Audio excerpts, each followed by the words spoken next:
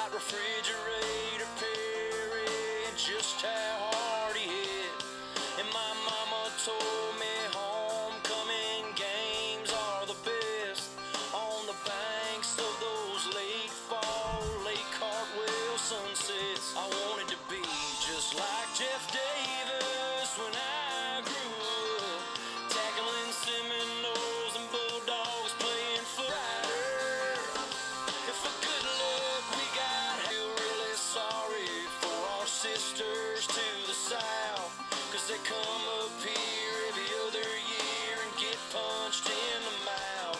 Oh, and every home Saturday, it gives us the chills to watch those boys in orange run together down that hill. So everybody sing Tiger Rag at the top of your lungs, and we'll party like it's 1981.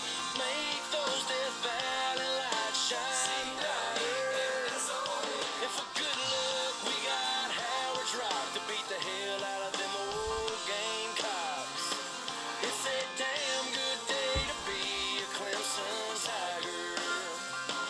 Oh, somewhere up in heaven, Gaines Adams makes a sack, and that old Banks McFadden is the best damn running back. So everybody sing Tiger Rag at the top of your lungs, and we'll party like it's 1981. Make those Death Valley lights shine brighter. And for good luck, we got Howard's Rock to beat the hell out of them old Gamecocks. It's a damn good day to be a Clemson Tiger. It's a damn good day to be a Clemson Tiger. Everybody, damn good day to be a Clemson Tiger. Oh,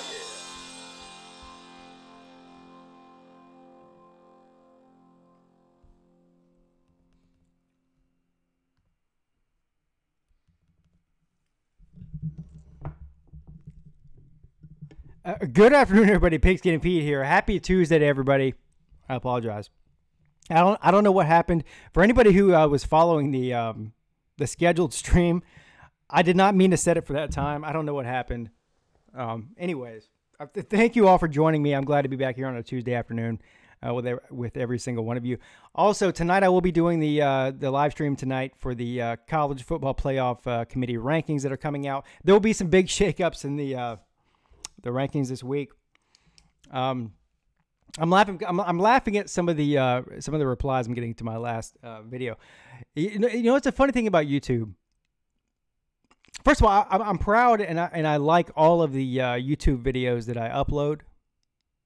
Some of them are better than others. I get that, but the funny thing is, and if you're a content creator out there and you're watching this, you know exactly what I'm talking about. Is that some of the ones that you think are the best are the least viewed. And I mean, that's fine. I don't care about that. I never did this for the views. I mean, whatever. It could get 10 views. If 10 people watch it and 10 people like it, as opposed to 1 million people watch it and 10 people like it, I'd rather have the 10 like it than anything else. But the Baker Mayfield video that I uploaded earlier today, a couple hours ago, and that's just that's as authentic as it gets, man. That's Pigskin Pete at his realist with no notes. Just turn the camera on and go at it. But anyway, some of the comments on there were funny. Anyway, tonight I haven't seen you guys since Saturday when I did the Michigan and Ohio State game, and man, oh man, it has a lot going on since then, right? So Tuesday streams are always my favorite because I haven't seen you guys in several days, and we get to talk about everything that happened over the weekend, and that's one of the best parts about it. Also tonight, the college football rankings are coming out for the end of the regular season. And we get to expose everybody for what they are. I'm going to give you my top 10 early projections for tonight. Not early projections as far as the committee is concerned, but where I think they should be. And it gets harder and harder each week because you've got a bunch of 3-loss teams, a bunch of 2-loss teams, and of course, a handful of 1-loss and undefeated teams. And trying to put them in order is not easy. I mean, let's face it, it's not. But I'm going to give you mine, and course, everything I say is always wrong. So, well, go ahead and submit to that. Let's see who's in here real quick, and I'll give you some show. Shit. See, this is what happens when you get me in front of a computer. I just completely wiped my screen clean. Let's see if I can get back to it here. All right, let me see who's in here. Clemson Carson, good afternoon to you, sir. Christian Ballard, Mel Mop for his own funeral. Yes, thank you. I know, thank you. You're right. You know what? You're actually right about that. But good afternoon to you, sir. George is in the house. Cody, for anybody who doesn't know, Cody is a YouTuber as well, a podcaster who does Carolina Panthers videos. And he came on here, I think it was on Saturday when I was doing the Ohio State and Michigan game. I went and checked out his channel, and he's got a great thing going on over there. So everybody go check out Cody. If you're an NFL fan, or especially if you're a Carolina Panthers fan, he's got a good thing going on in there. I'll be checking him out tonight. Debo, Tiger Nate, Hound Dog, good afternoon to all of you. College Football Maniac, my favorite Gamecock fan. And that's going a long way. Billy Dawson, my man. Every time I see Billy Dawson's name, it reminds me to let everybody know, if you want to support the show, whether it's through Super Chat or otherwise, you see the Super Chat icon. But if you want to support the show through Patreon, there's a link in the description to this video to my Patreon page. You go on there. It takes you 5 minutes to sign up for it. You can read about the benefits of doing that. And I've realized that I've been slacking on the Patreon thing. Billy Dawson and Tiger Nate have been kind enough to sign up, the first two to sign up for it. Nobody else has signed up for it. And I don't have anybody to blame for that other than myself. So I'm in the process of coming up with some sort of initiative to get people to sign up for the Patreon page. Because if this show is going to continue for any period of time, that's going to have to happen. Otherwise, you may not be seeing Pigskin and Peete anymore. Anyway. C. Carter, good afternoon to you. A college football battle 2. DeGoat Watson in the house, my man.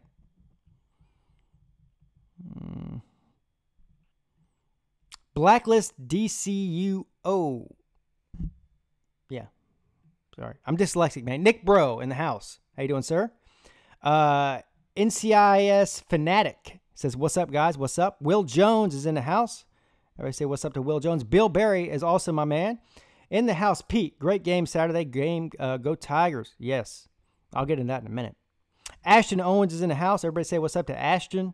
Ace Outlaw says, what's up? What up? All right, so what did we learn from this past weekend in college football? Well, we learned a lot.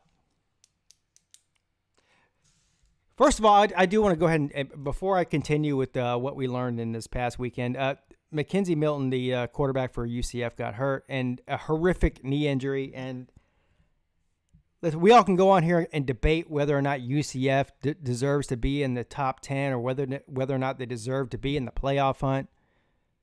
All of that pales in comparison to, I mean, this guy is a multi-year starter and undefeated in the past 2 years at UCF. And he's played some big-time teams. Now, I'm going out on the limb and saying I don't think that UCF, with their schedule, could play in a Power 5 conference, whether it's even as bad as the ACC's been this year, the Pac-12, whoever, doesn't matter. But you got to give respect where respect is due, and UCF has done nothing but handle their business and win every single game that they've played. So whether or not you believe they belong in the college football playoffs is completely irrelevant. My thoughts and prayers go out to this guy. I mean, it looks. I mean, the injury was so bad it looks like his career was probably ended, and that's just sad. Not only for UCF fans, but for all college football fans, because the way that things panned out this past weekend, with Michigan losing, with Washington State losing, LSU losing, these are all people that were ranked ahead of UCF. So UCF is primed to make a big jump in the polls. Now, will the playoff committee somehow punish UCF for their quarterback being hurt? I don't know. I hope not. Because as much as I think that UCF wouldn't compete with any of these top 4 teams, you've still got to give them their ranking where they're due. And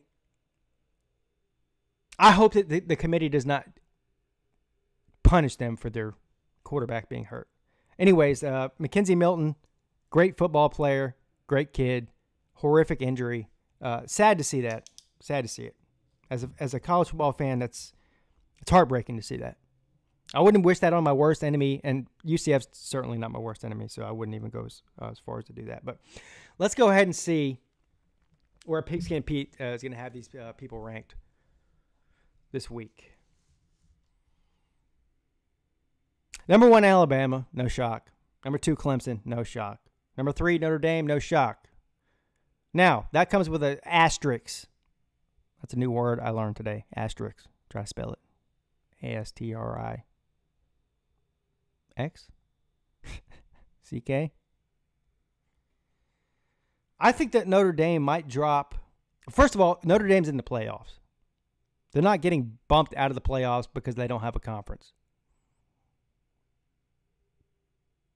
If here's the more interesting question.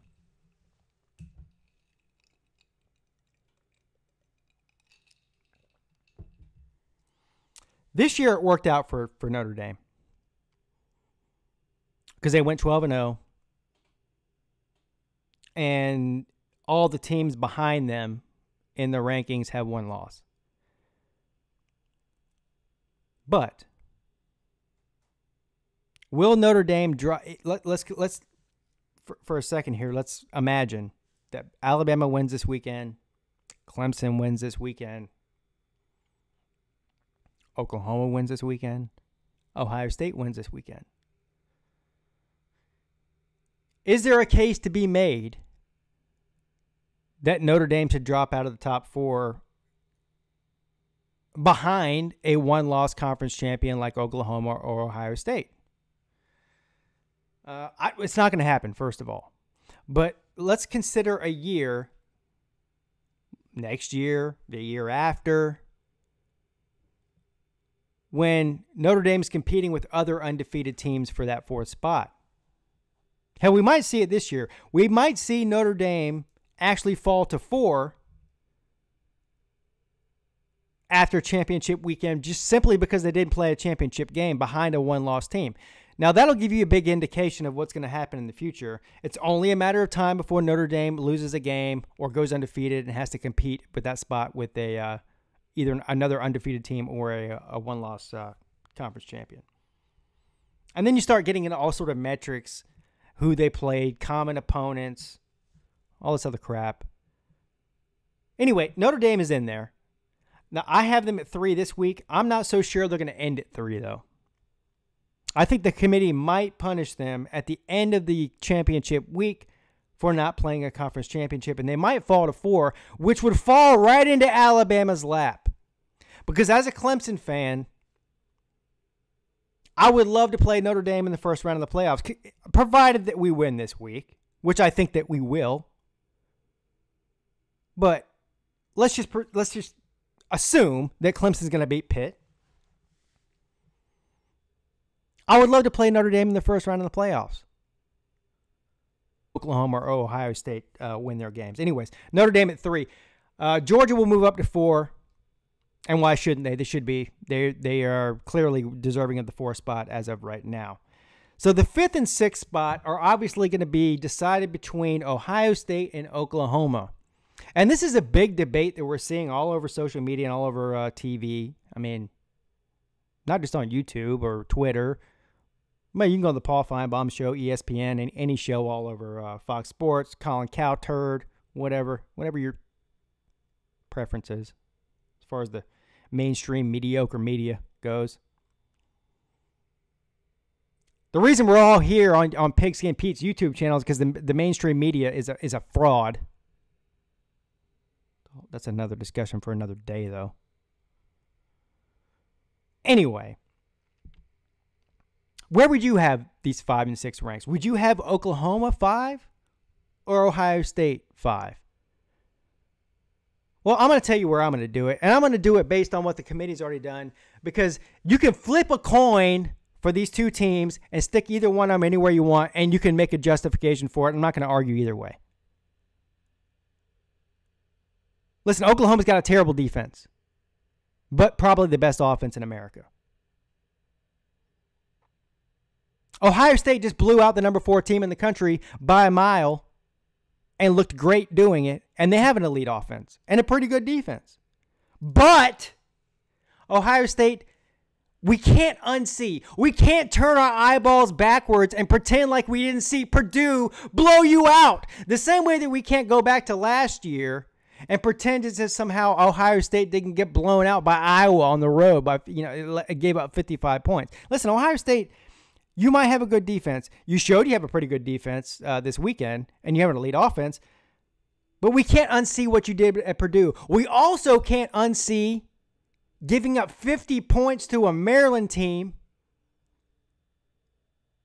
who's not good. We also can't unsee what the committee's been doing for the past several weeks and having Oklahoma ranked 3 spots ahead of you going into this week. So, having said all that, I think that OU, Oklahoma that is, will be ranked ahead of Ohio State. I think Ohio State will move up to 6. And from 10 to 6 is a pretty good jump. So no disrespect to Ohio State. And listen, I'll go ahead and tell you. If Ohio State plays the way that they played last week against Michigan, they can beat just about anybody. But that's a big if, because it's one thing to go out and put together a good week at home against a team that you beat every year. And it's a whole other thing to go into the playoffs and beat somebody like a Georgia or a Clemson or an Alabama on a neutral field. Totally different ball game. But I'll give Ohio State the respect. They should move up to 6. Number 7, I have Michigan, dropping from 4 to 7. And if it were up to me, they'd drop lower. Michigan, the biggest disappointment in all of college football.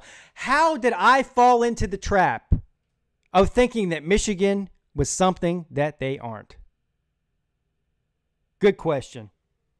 Because I spent the better part of the offseason, hell, not the better part, the entire offseason and the first half of this season, saying that Jim Harbaugh's a fraud. He's not the answer. He can't beat his in-state rival. Even I fell into this trap that somehow Michigan's better than people think they are. They had the number 1 statistically rated offense in America. Shea Patterson is all that Jim Harbaugh needs to beat Ohio State and compete for a playoff spot.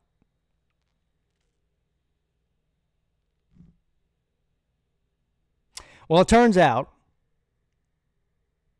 Jim Harbaugh is who we thought he was, a better NFL coach than he is a college coach. It turns out that all they did not need was a quarterback. And it also turns out that Michigan's defense was massively overrated, because when you rate a defense number 1 in the country, it's all based on statistics of who you've played against. And who Michigan has played against as far as offenses in America have been terrible. Awful. The Big Ten's a big disappointment. Everyone wants to talk about how the ACC's trash. The Big Ten is not any better. Top to bottom. As a matter of fact, the ACC, if you look at offenses,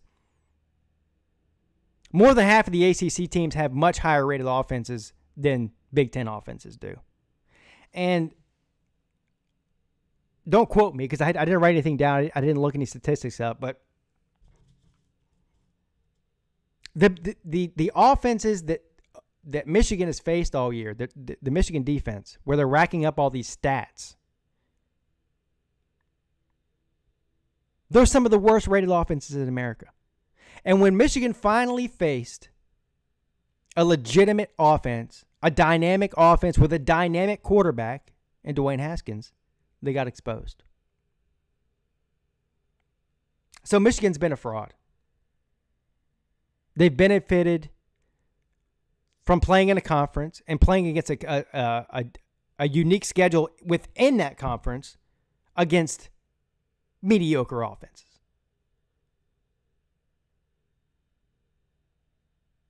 Now, I'll give them the benefit of the doubt and say that they might have had an off day and that Ohio State might have had a great day. But if you put Michigan in the top 4, whether they play Georgia, Notre Dame, Alabama, Oklahoma might score 90 on them. Come on, people. Michigan does not belong in the top 4. But as far as record goes, I mean, they can't drop further than 7. I mean, if you look at the teams behind them, I think 7's a good spot for Michigan this week. They'll play in a New Year's 6 bowl game most likely, and we'll see who they play. Hopefully they play the Boom Chickens again.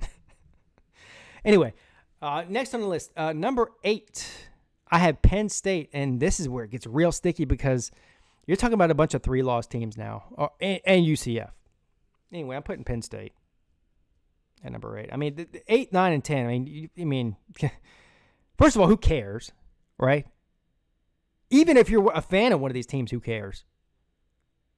Because once you get to 7 through 10, it's the who cares bowl. Penn State, number 8. I have UCF at number 9, which is where they were last week with the committee. I'm going to keep them there despite the fact that their quarterback got hurt out of respect. And then, of course, at number 10, they were at 13 last week. I have West Virginia. I mean, if you look at these 3-loss teams, LSU's not going in there. Sorry, LSU. You've been overrated for 4 weeks. I'm not putting you in the top 10. Maybe at 11, if that makes you feel better. Florida, sorry. Florida, this is a team that lost to Kentucky. They got blown out by Georgia. Who else? Who was their other loss to? I don't know. Doesn't matter. They went out on the field this weekend and beat up on a terrible, awful, pitiful, disgustingly bad Florida State team. And they're all over Twitter talking about we're the best team in Florida. Wait till next year. Are you shitting me? Listen, I mean, be happy that you beat Florida State for the first time in 5 years. Florida State has owned you for the better part of a decade. Not even close. Hell, you were winning SEC East titles and getting blown out by Florida State. Finally, Florida State hits the dumpster fire. You beat better than they were last year. I'll give credit where credit's due. But don't point to the Florida State game as some sort of beacon of hope.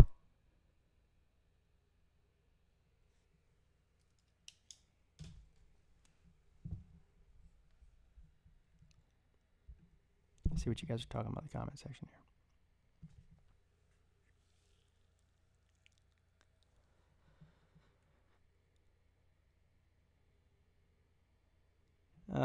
Syracuse is says the Crowing Cock. Well, Syracuse is better than you, sir. Syracuse put up a hell of a lot better fight than the Gamecocks did. I'm glad you reminded me of that, the Crowing Cock. Well, by the way, welcome, sir. I'm sorry that we just kicked the ever-living crap out of you for the 5th year in a row. I apologize for that. But, and I see Paul Jamison's in here, says the Big Ten's way better than the ACC. Where's your proof, sir? I guess we'll find out in bowl season.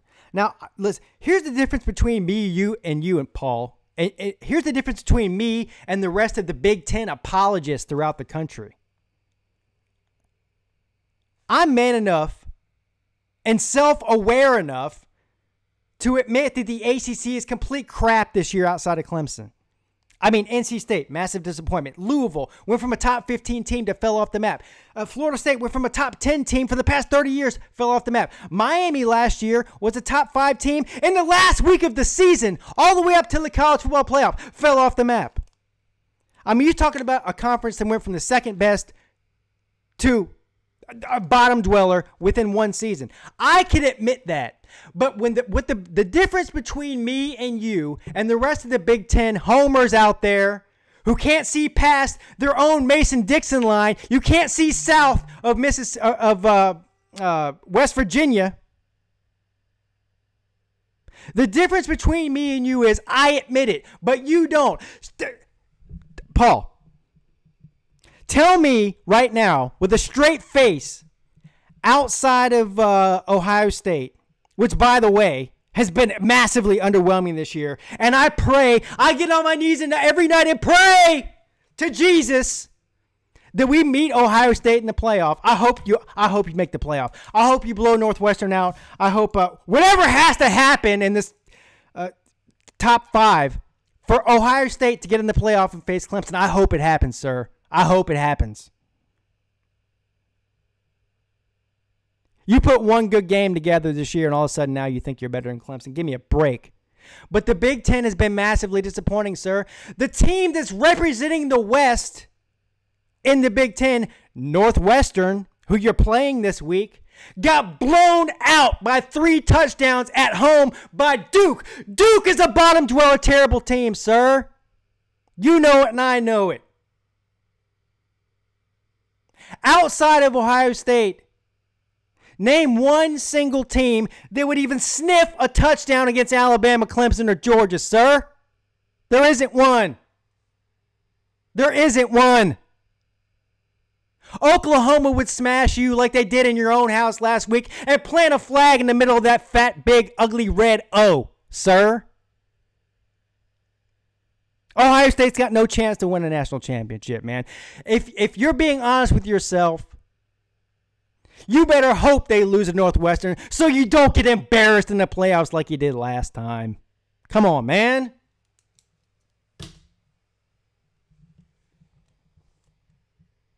Come on, man.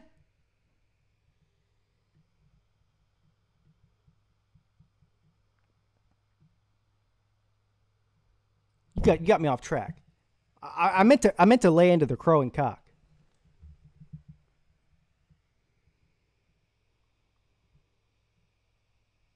South Carolina fans, now they've been delusional for 100 years, so I'm not surprised by any stretch of the imagination that somehow South Carolina fans think that they have some kind of moral victory by scoring 35 points on Clemson. Good job.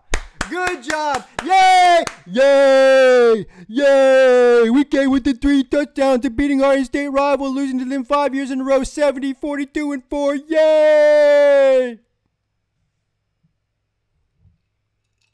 Clemson's overrated. They gave up 35 points to the Gamecocks. Meanwhile, name one single team out there, name one single defense, including Alabama, in the country that hasn't given up at least 30 points to anybody. Ohio State gave up 50 to Maryland, 50 to an inept Maryland team who's under sanctions, who's playing with a interim head coach who's not going to be there next year. Alabama gets up 31 points to a terrible Arkansas team. The same Arkansas team that just got blown out and shut out 31-0 to Missouri. And gave up 17 points to a 4-win FCS military school, Citadel? Are you shitting me? LSU? Most dominant defense in the SEC, LSU. They got 3 losses. They got blown out 29-0 by Alabama. 29-0. A big fat nothing burger. Georgia gets blown out by a terrible LSU team who can't score a point against a high school team. Georgia, you're gonna get in that conversation too. You're gonna talk crap about Clemson giving up 35 points to the Boom Chickens. Don't throw stones if you live in a glass house. You people got the shortest memories in the history of all of college football. Every single one of you.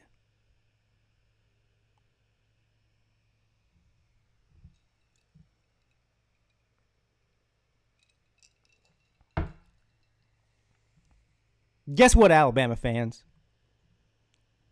South Carolina's offense is 50 times better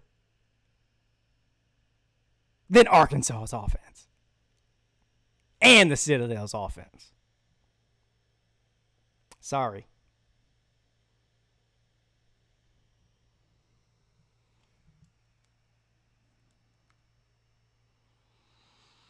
Good afternoon, Jaleel Johnson, Will Luna, Josh Hall. Yeah. Dennis Wilson. Listen, I'm not going to even lay into Miami, sir. I mean, that's low-hanging fruit at this point.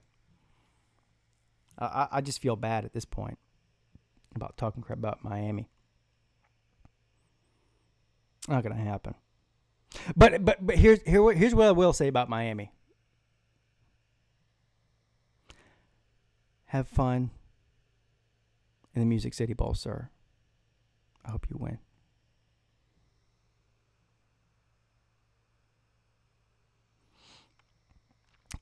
Eli Sheets says, the Crowing Cock, all ranked.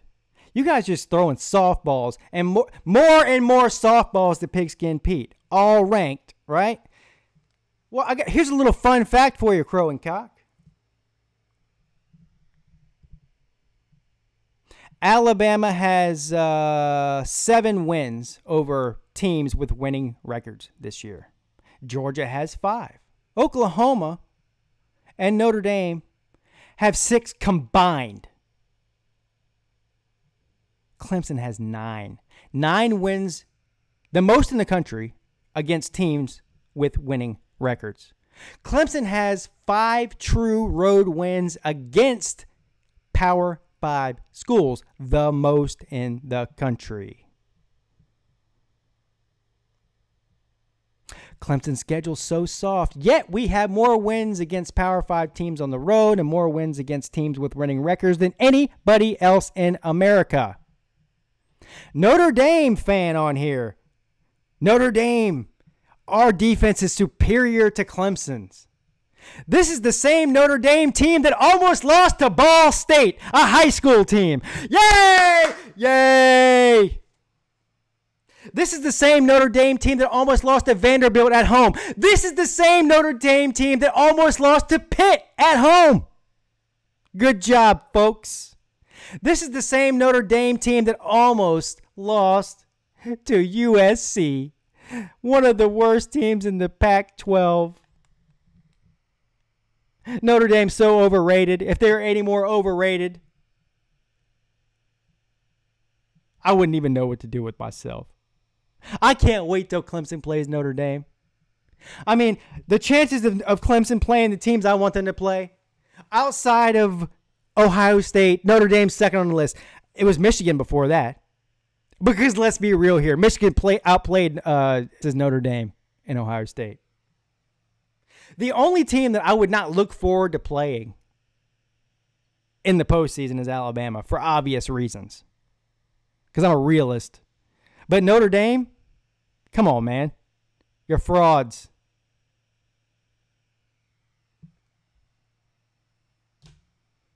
And you will be exposed as such in the near future.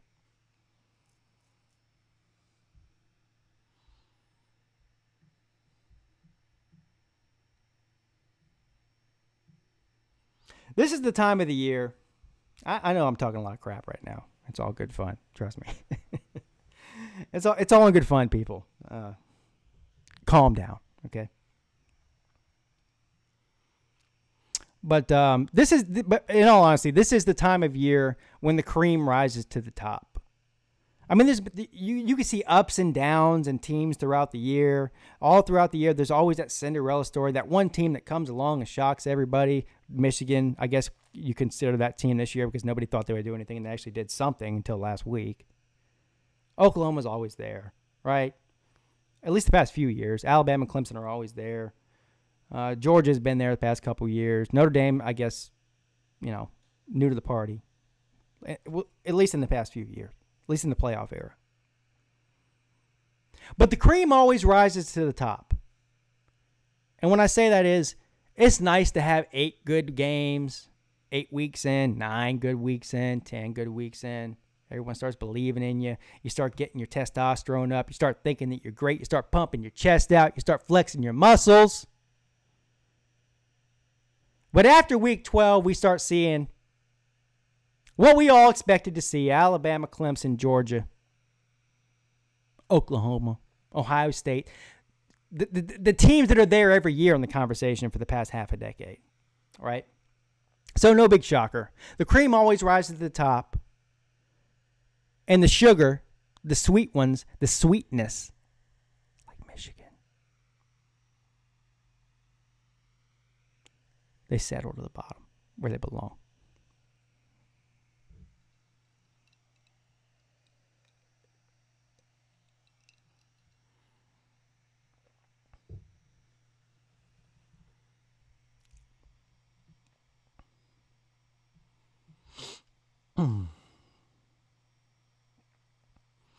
What's up, Robert Kane? It says, bro, UB is the best college football team.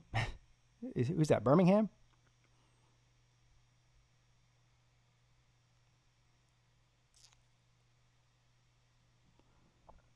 Graham Gano is, yes. Listen, Crow and Cock, we can disagree all you want to about college football. Don't even get me started on the Panthers, sir. We don't have enough time in this stream to even get into that. But I agree. Yeah, I'm about to be triggered on that as well. I'm easily triggered right now, very easily. Do I think we'll get the wild card? No, I don't. I don't think we will.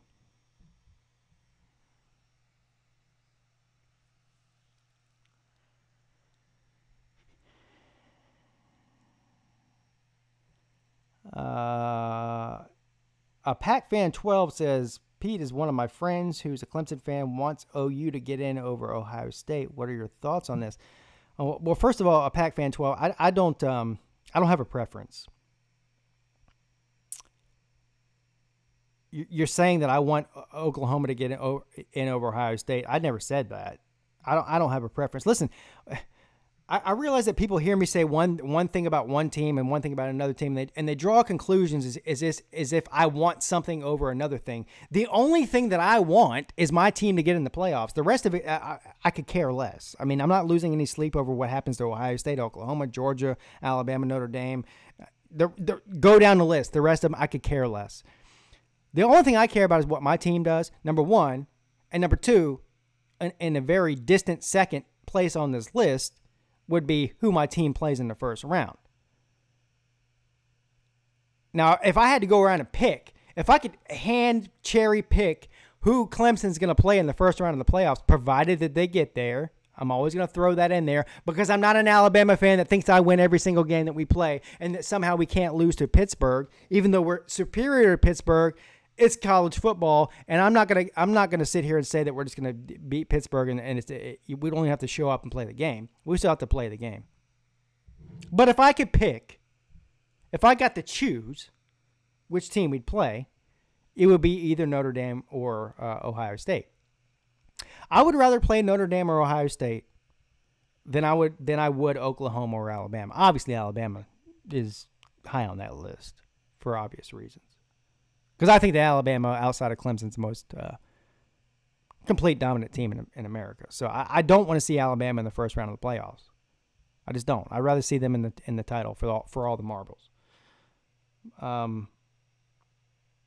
Oklahoma, I think, would be a tough out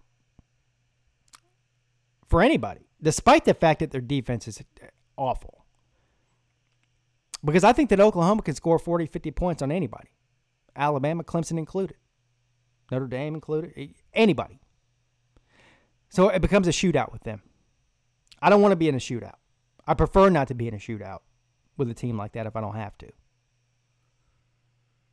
So Notre Dame, Ohio State, I feel very comfortable with Clemson playing in the first round of the playoff situation. I think we would beat either one of them. Doesn't mean we can't lose to them. I'm not crazy. I'm not delusional. Of course we could lose to either one of those teams. These are great teams. Notre Dame's a great team.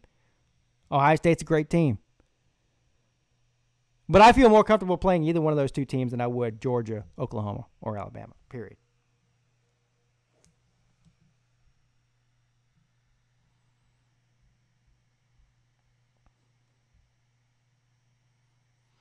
Hound Dog says Alabama and Clemson are losing this weekend. Well, I don't know exactly the strain of a medical weed that you're smoking, Hound Dog, but I'll send you my number off air so that you can hook me up with your dealer, because I got to be as high as you are to get on that level, sir. What's up, Comic Dude 45? How you doing, sir? SEC Dog, my man. Goat Watson. I'm sure if you're all here, you're amazing and fantastic. Otherwise, none of you would be here.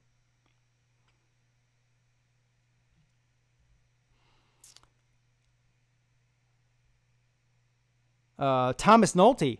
Good afternoon. Eric Lackey. How you doing, sir? The Goat Watson says, why would UCF get penalized for a quarterback injury in 2014? Ohio State lost their starting quarterback and second quarterback and still made the playoffs and won the national championship. You know what? That is an excellent, excellent point, sir. And I would tell you this. This is where the committee is very, very hypocritical. And listen, I can't call the committee hypocritical for something they haven't done yet. So we're all going to find out here in a couple hours exactly what they do with the UCF based on the fact that their quarterback got hurt. Because if they're looking at it objectively and not whether or not the quarterback got hurt or not, UCF should jump up 3 spots, at least 2, because of the teams that lost. And don't if you're gonna get on here and tell me that LSU should still be ranked ahead of UCF with 3 losses, I'm kick rocks. Bye.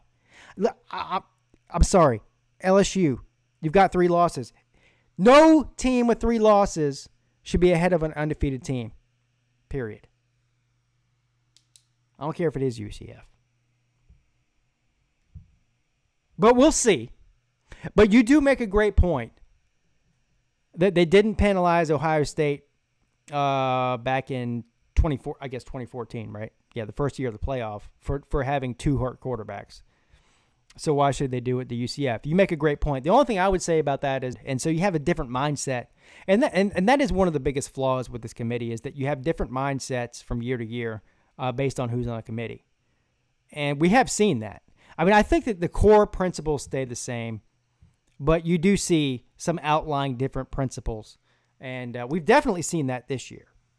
Because they'll say in one breath they value strength of schedule, wins as losses, common opponent. In another breath they'll tell you something completely different. So it's very hard to predict year to year exactly what you're going to get. I think that this year they are valuing eye test more than anything. And I'm actually okay with that, because these are the committee full of mostly former players and coaches, and I think the eye test is extremely important. Because with 130 teams, it's hard to say whose schedule's harder than another's. And you come into the season with preconceived notions about which conferences or which teams are better, and they start with a preconceived notion at the beginning of the year that's completely false in the grand scheme of things. But we'll see.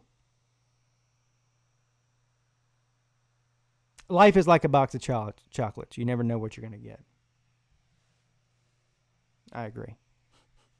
I'm sure all the Gumps agree too. So having said that, I want to thank everybody for stopping in.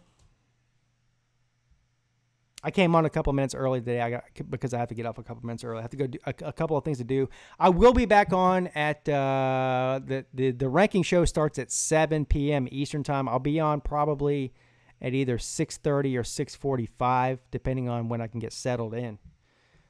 But thank you, everybody, for stopping in. Thanks to all the moderators. If you're new here, hit the like and subscribe button. Even if you're not new here, hit the like button. I do these college football videos all week long, all year long, even outside of college football season. I also do a live play-by-play and reaction video for every single weekend during the college football season for a primetime college football game. I have not decided which game I'm doing this weekend. I will announce that either later tonight or on Thursday's stream.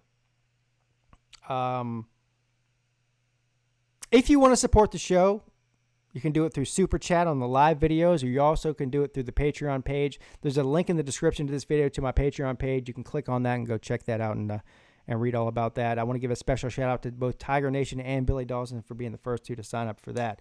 I love you guys. I love all you guys. I even love the Boom Chicken fans and Dennis Wilson and the rest of you trolls. All of you. A lot of fun. I'll see you guys in a couple hours. Write it down. Write it down on your hand, or even tattoo it on your forehead if you have to. But if you tattoo it on your forehead, make sure you tattoo it backwards so when you look in the mirror, it reads correctly. It's been a lot of fun. See you guys in a couple hours.